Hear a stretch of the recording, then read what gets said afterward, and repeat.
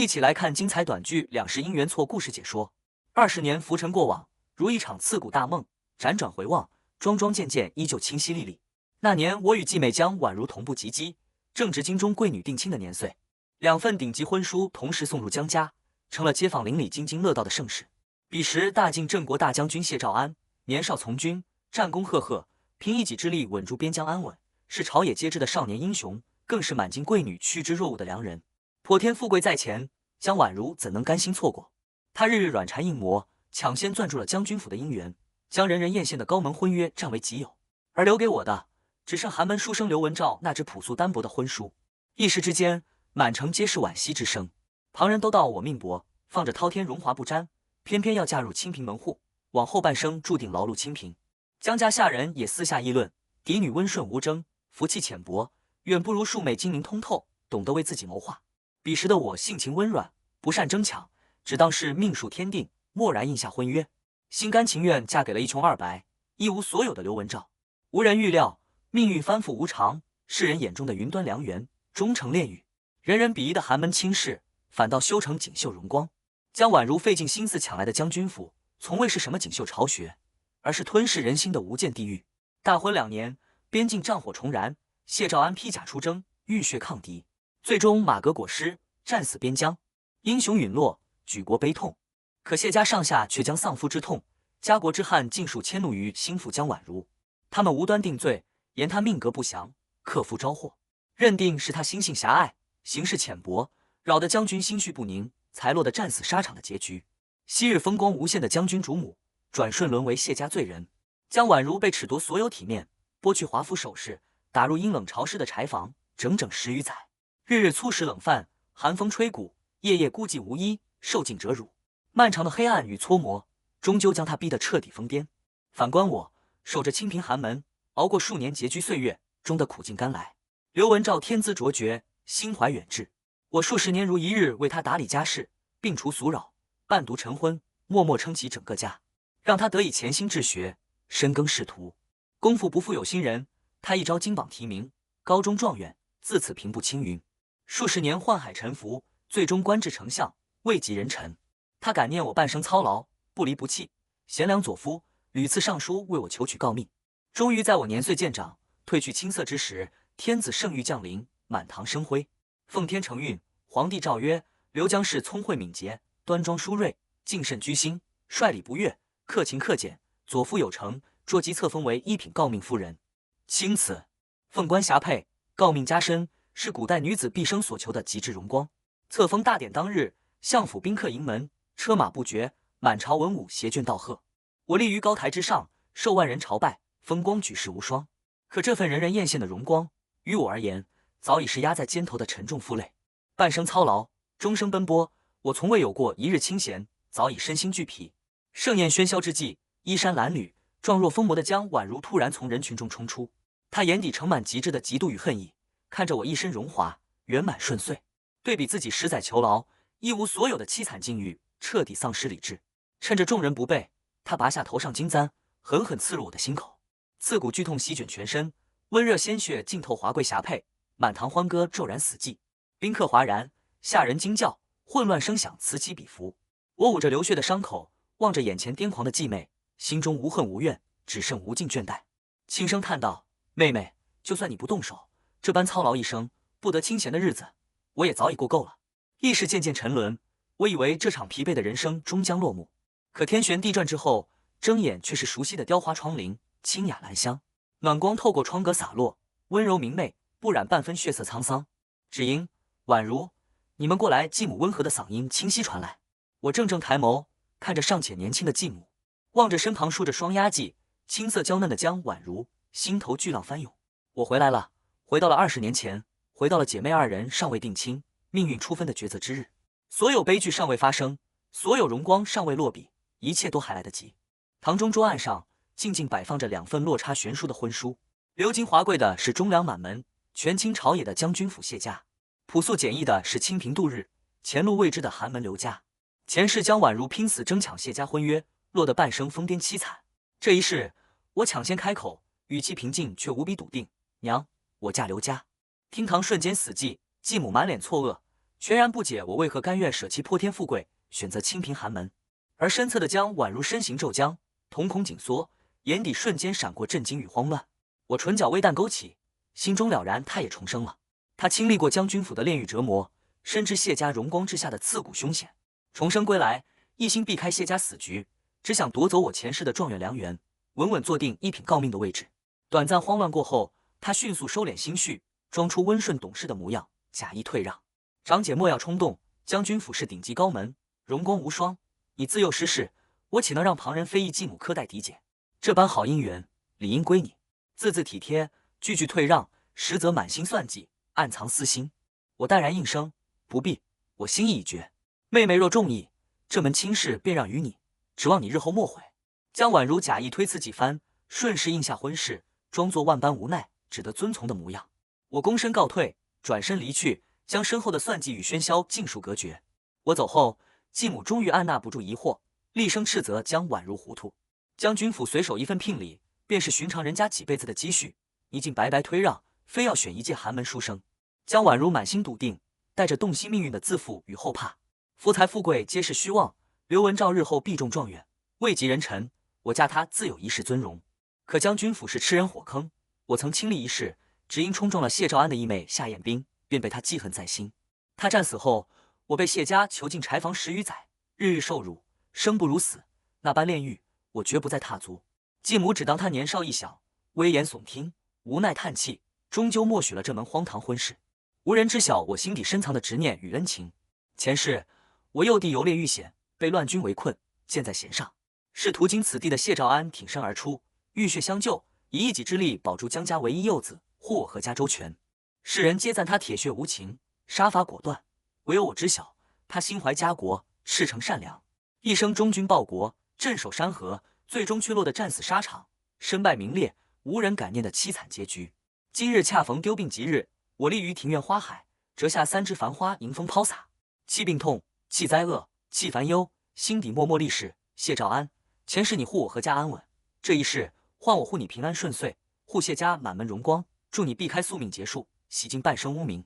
婚期渐近，京中流言四起，人人都笑江家嫡女愚钝，自弃荣华，庶妹反倒捡得安稳良缘。出嫁前一日，江宛如特意前来我院中炫耀讥讽。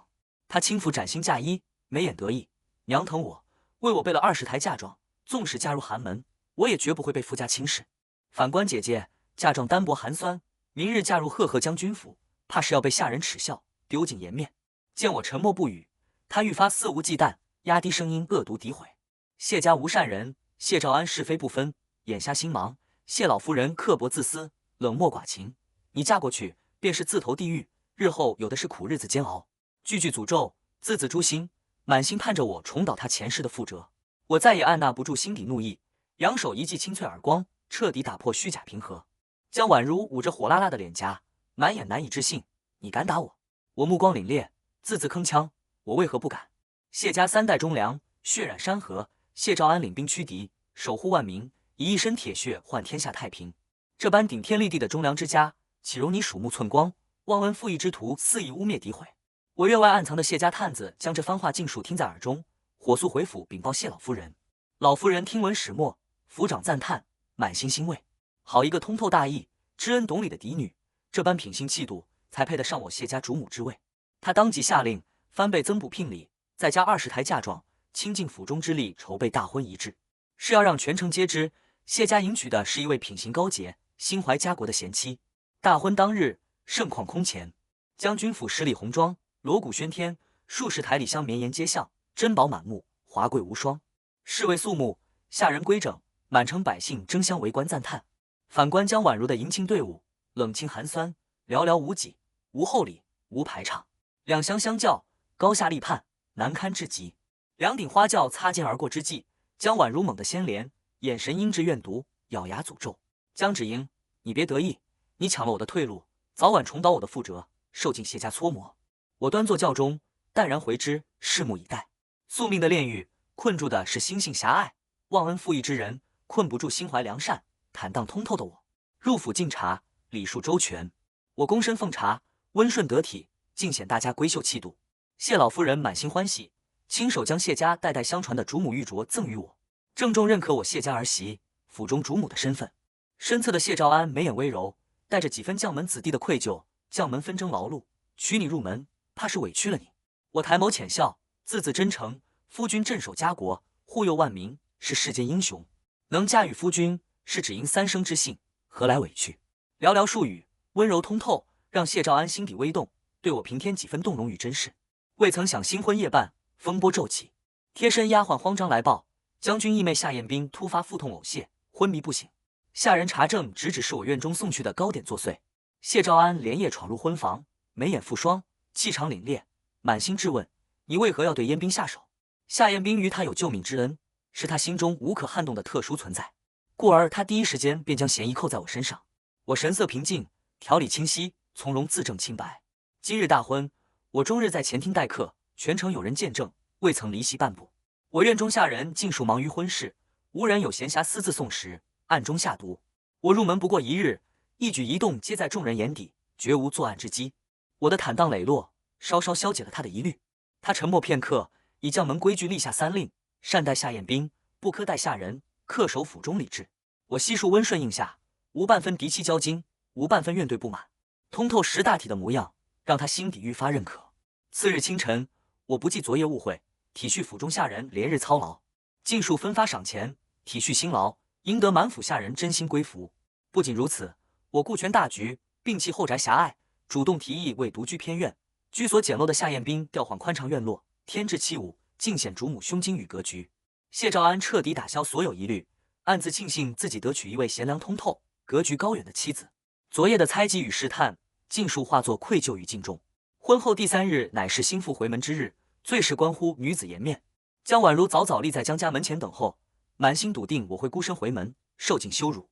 她牢牢记得前世自己独自回门，无人撑腰，被全家斥责，邻里耻笑，故而认定今生我也会落得同样下场。我依礼先行，独自归府，果不其然，继母当即厉声斥责我失德失宠，惹怒夫君，丢尽江家脸面。江夫亦是面色铁青，冷言呵斥，命我当庭反省。江婉如立在一旁假意劝慰，句句暗藏讥讽，极尽得意，静静等着看我狼狈难堪，落泪窘迫。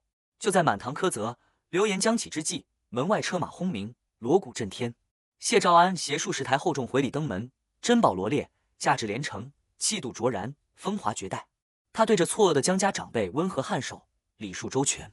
昨日军务繁忙，未能陪芷莹回门，今日特携厚礼补全礼数，还望二老海涵。满院邻里，江家下人尽数哗然，先前的嘲讽鄙夷尽数噤声。江婉如脸上的得意瞬间僵住，脸色惨白，心神大乱，全然无法接受剧情偏离自己的预知。他情绪失控，死死攥住我的手腕，癫狂质问：你到底用了什么手段，哄得他对你这般偏爱？你本该被冷落，被厌弃。我轻轻甩开他的手，清冷告诫：妹妹慎言，莫要失了体面分寸。见他当众失态，肆意冲撞主母，谢兆安眉眼复寒，一步上前将我稳稳护在身后，气场慑人，字字铿锵。江芷莹是我谢兆安明媒正娶的正妻，将军府唯一主母，此生由我护佑，旁人不得欺凌冒犯，不得智慧分毫。一句护妻之言，掷地有声，震慑全场，稳稳护住了我所有的尊严与体面。江家父母惊惧不已，连忙赔罪打圆场，方才化解尴尬。宴席之上，人情冷暖，高下立判。江父对谢兆安殷勤备至，百般奉承，奉上珍藏名茶。对刘文照与江婉如却极尽敷衍，只端2杯寻常菊花茶，态度疏离淡漠。这般天差地别的对待，让刚相识及第、满心骄傲的刘文照屈辱丛生，颜面尽失。他将所有希望寄托于来年春闱，一心渴求高中状元，平步青云，洗刷今日屈辱。听闻先帝帝师柳传一太傅隐居山林，学识冠绝天下，最善点拨学子。刘文照满心向往，恳切求教。江婉如见状，瞬间信心暴涨，主动揽下请示重任。他依仗重生记忆，笃定柳太傅是刘文照登顶状元的关键机缘，自诩未来状元夫人，傲气十足，志在必得。归途马车之上，谢兆安眸光深邃，低声试探我对刘文照的看法。我坦然直言，他略有文采，却心性浮躁，急功近利，缺乏持之以恒的定力与通透高远的格局，无名师约束，无静心苦修，终究难成朝堂栋梁。面对他对我洞悉世事、熟知谢府琐事的追问，我从容应答，滴水不漏，以闺中闲谈、体恤孤女为由完美圆场，彻底消解了他心底所有疑虑，只留满心欣赏与敬重。另一边，江婉如孤身入山求师，却全无半分谦逊恭敬。他自恃未来显贵，骄纵跋扈，直面傲骨清高的柳太傅，出言威逼利诱，扬言若太傅不肯下山授课，待刘文照得志，便拆炉治罪，追责怠慢。柳太傅一生淡泊名利，傲骨铮铮，从未受此胁迫，当即命童子将他驱逐下山，闭门谢客。此事迅速传遍京城文人圈层，天下读书人尽数鄙夷江婉如狂妄无知，目无尊长，德行有亏，一朝失德，夫婿蒙羞。刘文照尚未科举入仕，便因妻子失德得罪整片士林，声名尽毁，沦为笑柄。未来仕途早早蒙上了无法逆转的阴影。我感念柳太傅一生清贫治学，无私育人，前世倾尽所学点拨刘文照，却遭反噬诋毁，今生又因江婉如无端受辱，心生怜惜与敬重。我深夜灯下亲手缝制鞋垫，托人悄悄送至深山草庐，不求回报，不求相见，仅以微薄心意致歉敬意。柳太傅听闻我的品性言行，感念我的谦逊之恩，心生感慨，将毕生治学手记、半生心血典籍尽数留存，直言我心性通透聪慧，远超世间多数男儿。自此，他彻底断绝入仕授课之心，闭门潜心治学，再无出山之意。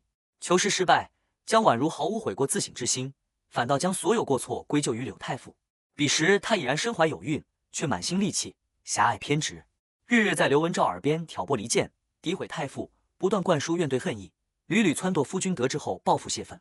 本就心性浮躁、焦虑急切的刘文照，被日日内耗蛊惑，愈发心神不宁，难以静心，学业不进反退，终日焦躁易怒，心绪纷乱，彻底荒废了10年寒窗的积淀。反观将军府，岁月安然，温情渐浓。夏彦斌心有不甘，执念深重，屡屡假借病痛缠身，深夜传唤谢兆安近身探望，刻意挑拨我与夫君的夫妻情谊，妄图取而代之，夺我主母体面。府中流言四起，人人都传将军偏爱义妹，冷落正妻。我素来顾全大局，不争不抢，不愿因后宅纷争扰了夫君军务，乱了府中安稳。可日积月累的无端搓磨，暗自忧思，终究让我心力交瘁，积郁成疾，一夜高烧不退，卧病在床。谢老夫人查清前因后果，震怒之余满心疼惜。他素来公正通透，当即下令减半夏彦斌阅历，严令其安分守己，不得无事生非，随意传唤将军。同时勒令谢兆安暂缓所有军务，日日贴身守在我院中悉心照料，寸步不离，直至我痊愈。烛火摇曳的病床前，谢兆安指尖轻触我滚烫的额头，眼底满是愧疚自责，声音低沉沙哑：“是我疏忽，让你受了委屈，吃了苦头。我虚弱依偎在他怀中，道出深藏两世的执念与感恩。前世你舍命救我幼弟，护我江家周全，世人皆道你铁血冷硬，唯有我知你赤诚善良，心怀家国。前世你忠勇一生，却落得战死沙场，身败名裂的凄惨结局。这一世换我护你，护谢家满门安稳，护你岁岁平安，远离劫难。”一番肺腑之言，彻底撼动谢兆安心底，所有疏离、猜忌与隔阂尽数消散。他紧紧将我拥入怀中，情深意重，笃定相守。从此眼底心间唯我一人，夫妻二人心意相通，情愫深重。往后岁月温情相伴，再无嫌隙。春闱如期而至，天下学子齐聚京城，一朝世风。刘文照心性浮躁，学业荒废，无名师点拨，无静心苦修，加之声名尽毁，杂念缠身。考场之上思绪纷乱，下笔迟疑，答卷格局狭隘，纰漏百出，毫无风骨。放榜之日，万众瞩目，刘文照终究无缘状元顶甲，仅以2甲进士堪堪及第，勉强入仕。他毕生执念，半生憧憬一朝破碎，满心雄心抱负尽数落空。又因早年得罪士林，声名受损，入仕后处处受人排挤掣肘，终生郁郁不得志，不得重用，彻底无缘朝堂高位。江婉如赌上重生机缘，机关算尽争抢的状元良缘，诰命荣光，终究化为一场黄粱美梦，虚妄泡影。他步步为营，费尽心机，最终棋差一招，满盘皆输，亲手葬送了自己本该安稳顺遂的一生。而我稳居将军府主母之位，得夫君倾心偏爱，岁岁相守，得老夫人全权信任，真心疼爱，内宅和睦，阖家安稳。我时常规劝提点谢兆安，助他褪去前世孤勇执拗，攻守有度，进退有方，避开战死宿命，镇守边疆，屡立奇功，深得圣上倚重，百姓爱戴，声望日隆，权势稳固。次年秋日，天朗气清，秋风和畅。圣上感念谢家世代忠良，居功尽瘁，嘉许我端庄贤淑，贤良佐夫，和睦家世，品性端方，再度降下圣谕，正式册封我为一品诰命夫人。册封大典盛况空前，万人朝拜。我身披绝世霞帔，头戴鎏金凤冠，立于高台之上，目万丈荣光，受百官道贺，圆满顺遂，风光无两。回望两世浮沉，半生辗转，我终是彻底通透，幡然醒悟。世间从无注定的良缘，亦无不变的宿命。前世争抢荣华，算计得失，终究落得劳碌半生，惨死收场。